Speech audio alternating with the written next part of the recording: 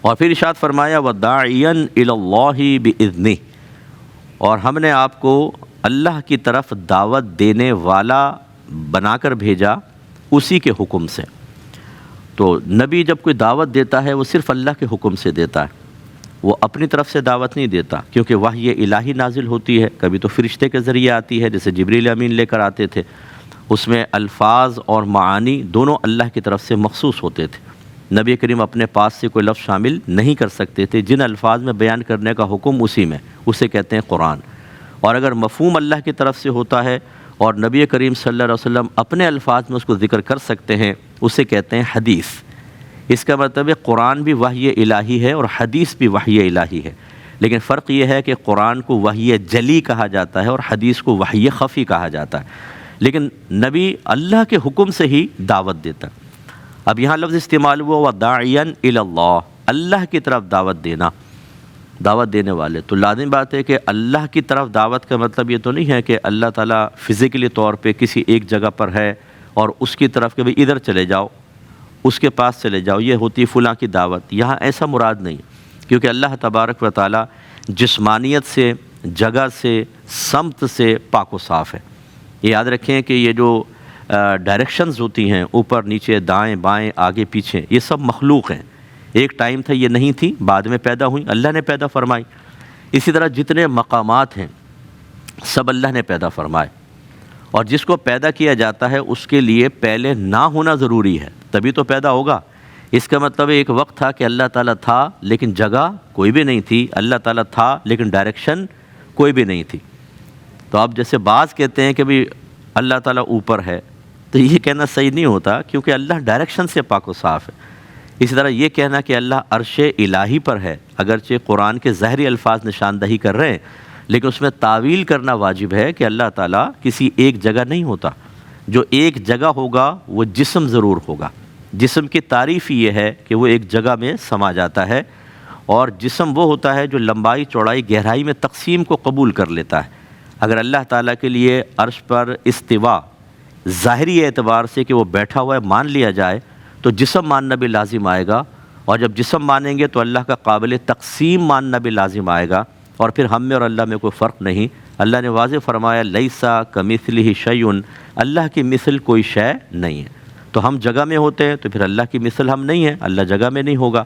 اللہ کے لیے ہمارے لیے اشارہ ہو سکتا ہے، اللہ تعالیٰ کے لیے اشارہ نہیں ہوگا۔ ہمارے لیے سمت کا تعین ہو سکتا ہے، آپ میرے اس طرف لیفٹ پہ بیٹھے ہیں، آپ میرے رائٹ پر بیٹھے ہیں، میں آپ کے فرنٹ پر بیٹھا ہوں، دیکھیں نا یہ تو ہم ایک جگہ ہیں تو لیفٹ رائٹ اوپر نیچے دائیں بائیں ہم متعین کر سکتے ہیں، جبکہ لیسا کمثلہ شیء، اللہ ایسا نہیں ہے، تو پھر اللہ کے لیے سمت کا تعین بھی نہیں ہو سکتا۔ اس کا مطلب ہے کہ یہاں پر تعویل واجب، اس کو کہتے ہیں تعویل۔ تو اس سے مراد ہے اللہ کی طرف دعوت دینے کا مطلب اللہ کے دین کی طرف بلانا، اللہ نے آخرت بنائی، آخرت کی طرف بلانا، اللہ کے پیغام کی طرف بلانا۔ یہ ذہن میں رکھیں، اس لیے میں نے اتنی تفصیل بیان کی کہ بعض اوقات ہم سمجھتے ہیں کہ قرآن کا بس ظاہر پڑھ لیں ہمیں فوراً مفاہیم سمجھ میں آ جائیں گے، حالانکہ ایسا نہیں ہوتا۔ اگر ہم صرف ظاہر کو لیں گے تو بسا اوقات ایک غلط مفہوم اپنے ذہن میں بٹھا لیں گے، اس لیے اس میں تعویل کرنی پڑتی ہے۔ تعویل کا مطلب یہ ہوتا ہے کہ ظاہری جو معنی ہے وہ نہیں لیا جاتا، بعض اوقات ایک اور مفہوم، ایک اور معنی کا اضافہ کیا جاتا ہے کہ اگر ہم نہ کریں تو پھر خرابی لازم آتی ہے، عقیدے کی خرابی، یا پہلے سے ثابت شدہ کوئی بہت بڑا اصول ہوتا ہے، شرعی اصول، اس کے خلاف جانا لازم آتا ہے۔ تو نبی کریم صلی اللہ علیہ وسلم اللہ کے دین کی طرف دعوت دینے والے تھے اسی کے حکم سے۔ اس کا مطلب یہ کوئی آپ نے اپنے طور پر اس کا انتخاب نہیں کر لیا تھا کہ میں ایسا کر لوں، بلکہ باقاعدہ اللہ تبارک و تعالیٰ نے آپ کو حکم ارشاد فرمایا۔ جو ہم سیرت پڑھتے ہیں تو اس کی تمہید یہ ہے کہ اپنی زندگی کے ابتدائی 40 سال تک آپ نے اعلان نبوت نہیں فرمایا۔ اس میں آپ کو حکم دیا گیا کہ ابھی وحی نازل نہیں ہو رہی، لیکن 40 سال تک ایسے زندگی گزاریے کہ جب آپ داعیاً الی اللہ باقاعدہ بن جائیں اور اعلان کریں تو 40 سالہ زندگی میں کوئی بھی آپ کا کوئی اسکینڈل نہ بنا سکے۔ کافر ڈھونڈتے رہ جائیں کہ کوئی ایک تو ویک پوائنٹ نظر آئے 40 سال کے اندر، تاکہ اس کو بنیاد بنا کر ہم ان کی تبلیغ سے، ان کی دعوت سے انکار کر سکیں، لیکن بے نقص 40 سال، 40 ایئرز بہت بڑے ہوتے ہیں، اور پھر نبی کریم نے باقاعدہ داعین الی اللہ باذنہ جو اللہ نے فرمایا اس کے منصب پر آپ قائم ہوئے اور آپ دعوت دیتے رہے۔ 13 سالہ مکی زندگی، 10 سالہ مدنی زندگی، کل 23 سال آپ کے ہیں جس میں آپ نے تبلیغ فرمائی ہے باقاعدہ۔ نوح علیہ السلام کی 950 سال تقریباً عمر تبلیغ کی ہے، اصل عمر اس سے زیادہ ہے، 1000 سے اوپر ہے۔ 950 سال تبلیغ فرمائی اور آپ پر اونلی 72 پرسنز ایمان لے کر آئے، 72 افراد، اور میرے آقا نے صرف 23 سال تبلیغ فرمائی اور اربوں خربوں کو مسلمان کر گئے، کیونکہ جو آپ کے زمانے میں تھے وہ پھر ابھی مسلمان، اور قیامت پتہ نہیں کب تک آئے گی، انشاءاللہ یہ سلسلہ چلتا رہے گا اور نبی کریم کا فیض جاری رہے گا۔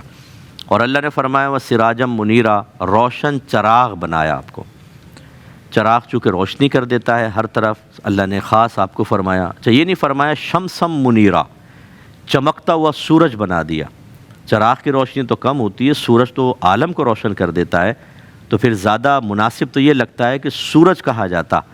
علماء نے فرمایا اس کی وجہ یہ ہے کہ ایک سورج سے دوسرا سورج روشن نہیں ہوتا، وہ چاند کو تو روشن کرتا ہے، نور القمر مستفاد من نور الشمس، چاند کی مٹی جو ہے، چاند تو سیاہ ہے، دیکھیں نا غائب ہو جاتا ہے چاند، وہ غائب نہیں ہوتا، اس پہ روشنی پڑنا بند ہو جاتی ہے تو وہ غائب ہو جاتا ہے۔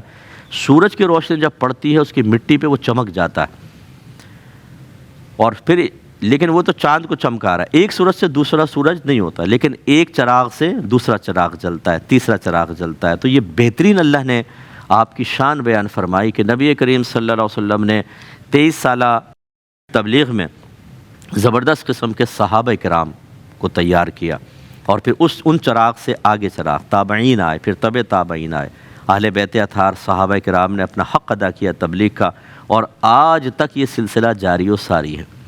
اور بخاری کی روایت نبی کریم نے فرمایا کہ العلماء ورثۃ الانبیاء، علماء نبیوں کے وارث ہیں۔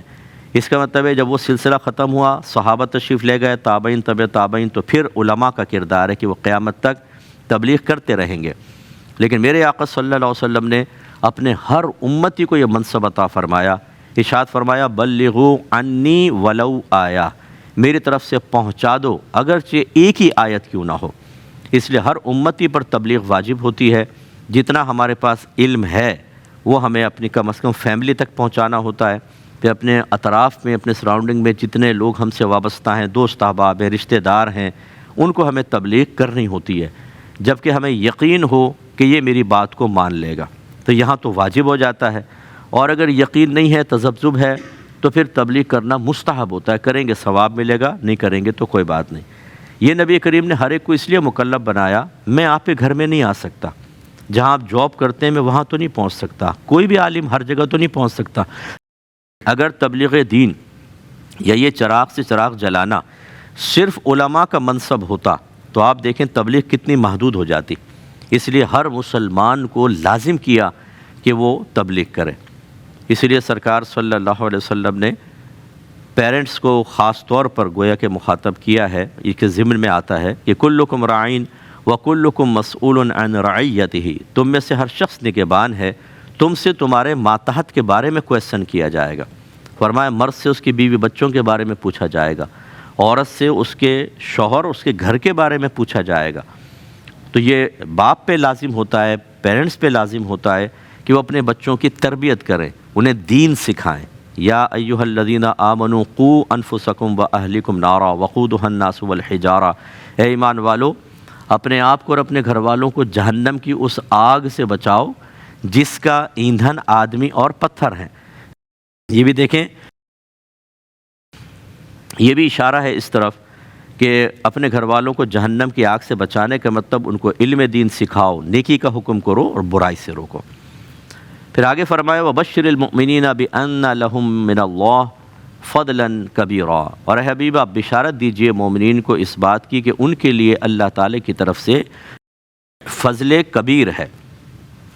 فضل مینز انعام، کوئی بھی اضافی چیز جو بطور ہبہ تحفتاً دی جاتی ہے اس کو فضل سے تعبیر کرتے ہیں، اور اللہ نے فرمایا کبیر، بڑا۔ اب آپ اندازہ کریں اگر ایک غریب آدمی ہو وہ کہے کہ میں نے اپنی بیٹی کو بڑا جہیز دیا، جھگی میں رہنے والا، کتنے کا دے گا؟ ہزاروں میں ہوگا بیچارہ، وہ اس کو بھی بڑا سمجھے گا۔ ایک لکھ پتی آدمی جب یہی جملہ کہے گا تو آپ کہیں گے وہ لاکھوں میں ہوگا۔ اگر ایک کروڑپتی کہے تو کہ میں نے بیٹی کو بہت بڑا جہیز دیا ہے، اسی حساب سے آپ اس میں اندازہ کریں گے۔ اگر ایک ارب پتی کہے کہ میں نے بیٹی کو بڑا جہیز دیا ہے تو اربوں کے اندر آپ کے یا کروڑوں میں کم از کم آپ کے ذہن میں آئے گا۔ تو جب رب کریم فرمائے کہ بشارت دیں کہ میں نے مومنین کے لیے فضل کبیر تیار کر رکھا ہے، اللہ کی طرف سے وہ ملے گا، اب آپ اندازہ کریں اس انعام کے بڑے ہونے کا اندازہ کون کر سکتا ہے کہ اللہ تبارک و تعالیٰ کے خزانے بڑے وسیع اور لامحدود، ان کی کوئی حد نہیں ہے۔ تو وہ تیار کی ہے مومنین کے لیے، اور فرمایا بڑے خزانے، بڑا فضل اللہ تعالیٰ کا ہوگا۔ اب کتنا بڑا، جس کا ایک اندازہ آپ اس سے کر لیں کہ نبی کریم صلی اللہ علیہ وسلم ارشاد فرماتے ہیں کہ سب سے ادنا ترین جنتی کو اتنی بڑی جنت دی جائے گی جو اس دنیا سے 10 گنا زیادہ بڑی ہوگی، 10 ٹائمز بگ۔ آپ اندازہ کریں کتنی بڑی۔ میں کبھی کبھی بچوں کو سمجھاتا ہوں پڑھاتے ہوئے کہ ہم لوگ اپنے محلے میں رہتے ہیں نا، آپ نے بھی غور کیا ہوگا، ہر گلی کے اندر آپ داخل نہیں ہوئے ہوں گے، 1 2 3 4 جہاں دوست رہتے ہیں وہاں چلے گئے، باقی کئی گلیوں کے سامنے سے گزر جاتے ہیں۔ یعنی ہم تو اپنے علاقے کی جگہیں بھی صحیح طرح پوری نہیں دیکھ پاتے اور زندگی گزر جاتی ہے، اور پھر پورا کراچی، پورا پاکستان، پھر پوری دنیا کہاں ہم دیکھ سکتے ہیں، کیونکہ یہ بہت بڑی دنیا ہے۔ اور جنتی کو، وہ بھی ادنا ترین جنتی کو کتنی ملے گی؟ اس دنیا سے 10 گنا زیادہ بڑی۔ یہ ادنا ہے، اعلیٰ کو کتنی ملے گی؟ اس لیے جب انعام بڑا ہو تو ہمیں اس بشارت سے بھی ایک حصہ لینے کا ذہن بنانا چاہیے۔ وہ اس طریقے سے کہ اگر فرض کر لیں ایک آدمی آپ کے سامنے ایک 10 روپے کا نوٹ رکھے، 20 50 100 500 1000 5000 اور کہے کوئی ایک لے لو، کون سا لیں گے؟ 10 والا نہیں، 5000 والا لیں گے۔ سب سے بڑا وہ ہے۔ اس کا مطلب فطرت انسانی کا تقاضا ہے، وہ کم پہ راضی نہیں ہوتی، وہ بڑا چاہتی ہے۔ اور اللہ تعالیٰ یہ فرما رہا ہے مومنین کو بشارت دیں کہ تمہارے لیے فضل کبیر جمع کر رکھا ہے اللہ نے، وہ تیار کر رکھا ہے۔ اس کا مطلب ہے جب فضل کبیر ہے تو پھر ہمیں کبیر کی طرف ہی توجہ کرنی چاہیے، صغیر کی طرف نہیں کرنی چاہیے۔ لیکن آپ یہ دیکھیں گے کہ ہمارے مسلمان دنیا میں قناعت کے لیے تیار نہیں، کم کے لیے۔ دنیا میں تو ہم چاہتے ہیں ناک بند کر کے دریائے دنیا میں ایسے غوطہ لگائیں کہ باہر نکلنا ہی نصیب نہ ہو، لیکن آخرت کے معاملے میں ہم قناعت پسند ہیں۔ 5 وقت نماز پڑھ لی ورنہ ایک ہاتھ چلو، فجر تو عمومی نکل جاتی ہے لوگوں کی، باقی بھی کوئی کسی وجہ سے نکل گئی۔ علم دین ہم سیکھتے نہیں، عمل ہم کرتے نہیں، نبی کریم کی سیرت کا ہم مطالعہ کر کے اس پر عمل پیرا ہونے کا ذہن نہیں بناتے ہیں۔ گویا کہ دین کے معاملے میں ہم نے کم کو اختیار کر لیا، بس تھوڑا بہت مل جائے کافی ہے۔ یہ روش صحیح نہیں ہے۔ نبی کریم صلی اللہ علیہ وسلم کو آپ دیکھیں، آپ اللہ کے حبیب ہیں، خود فرماتے ہیں انا سید الاولین والآخرین، میں پہلے والوں کا بھی سردار ہوں اور بعد والوں کا۔ لیکن کبھی آپ نہیں دیکھیں گے عمل میں کوئی سستی نظر آئے۔ صحابہ کرام، اہل بیت اطہار، اولیاء اعظام، سب مسلسل کام کرتے رہے۔ ہمیں بھی انہی کے روش پہ چلنے چاہیے۔